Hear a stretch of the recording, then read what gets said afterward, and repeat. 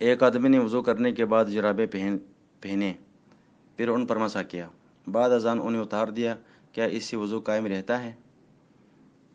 جرابوں پر مسح کرنے کے بعد یا وضو کرنے کے بعد بندہ جرابیں پہن لیتا ہے، تو پہننے کے بعد اس نے جرابوں کو اتار دیا ہے، کیا یہ جرابیں اتارنے سے اس کا وضو قائم رہا؟ باتفاق العلماء وضو قائم رہا، اس میں تو کوئی اختلاف نہیں ہے، وضو قائم ہے۔ اگر وہ دوبارہ پہنتا ہے ان جرابوں کو، کیا اس میں نماز وغیرہ پڑھنا درست ہے؟ بالکل درست ہے۔ حضرت علی رضی اللہ عنہ کے بارے میں روایت منقول ہے، محلہ میں ابن حزم نے اس کو ذکر کیا ہے، اور بھی دیگر روایت انہوں نے ذکر کی ہیں کہ علی رضی اللہ تعالیٰ عنہ نے وضو کیا اور اپنے جوتوں پر مسح کیا، پھر ان کو اتار دیا اور نماز پڑھی۔